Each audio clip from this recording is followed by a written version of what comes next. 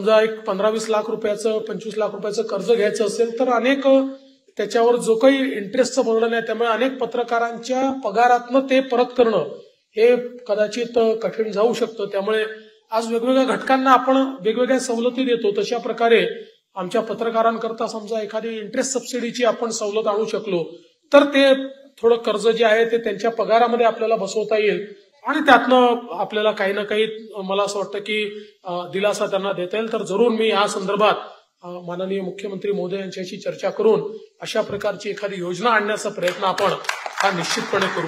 मला असं वाटतं की अशा प्रकारच्या टावर्स करता जागांची उपलब्धता ही देखील एक महत्वाचा विषय। प्रायव्हेट जागा त्या ठिकाणी आता आपण मिळवलेली आहे, पण शेवटी जागांचे भाव देखील जास्त आहे, त्यामुळे त्याही संदर्भात काही करता येणं शक्य आहे का हे देखील आम्ही निश्चितपणे पडताळून पाहू।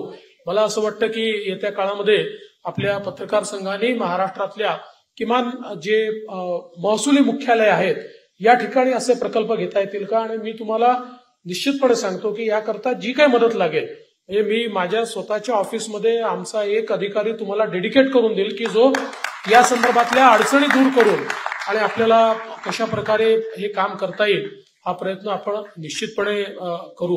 खरं म्हणजे आज पुण्यासारख्या ठिकाणी हा प्रकल्प होतो आणि हे खरंच आहे की पुणे हे एक अतिशय वाढतं अशा प्रकारचं शहर आहे आणि विशेषतः पुणे आणि पीएमआरडीएचं जे क्षेत्र आहे मगाशी अनेकांनी उल्लेख केला की या भागावर माझं विशेष प्रेम आहे। अर्थात मी विशेष प्रेम म्हटल्यावर दुसऱ्या दिवशी बातम्या छापून येतात की मी पुण्यातनं लोकसभा लढणार आहे, त्याच्यामुळे मी आधीच सांगतो मी पुण्यातनं लोकसभा लढणार नाहीये। पण मला असं वाटतं की जसं महाराष्ट्राची एक गेल्या 50 वर्षाची ग्रोथ ही मुंबईमुळे आपल्याला त्या ठिकाणी ती फेल झालेली दिसली। मुंबई हे आपलं ग्रोथ इंजिन होतं, पुढच्या 20 वर्षाचं आपलं ग्रोथ इंजिन हे पुणे आणि पीएमआरडीचं क्षेत्र होऊ शकतं। ही ताकद या क्षेत्रामध्ये आहे। हे आपलं मॅन्युफॅक्चरिंग हब आहे, हे आपलं आयटीचं हब आहे, हे आपलं डिजिटल टेक्नॉलॉजीचं हब आहे, हे आपलं इनोव्हेशनचं हब आहे। आपण जर विचार केला तर आज देशामध्ये विशेषतः जे काही आपल्या आर्म्स आणि अम्युनिशन्स आपल्याला लागतात तर त्याच्यामध्ये डिफेन्स प्रोडक्शनचं हब देखील आज पुणेच आपलं या ठिकाणी झालेलं आहे।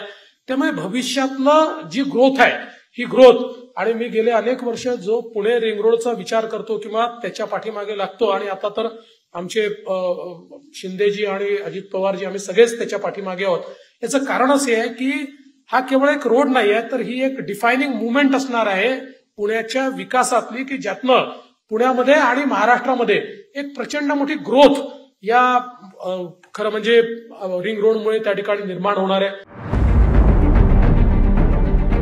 CEN न्यूज देश प्रदेश की ताजा तरीन खबरों के लिए CEN न्यूज को सब्सक्राइब करें और रहें पल पल की खबर से हर पल बाखबर।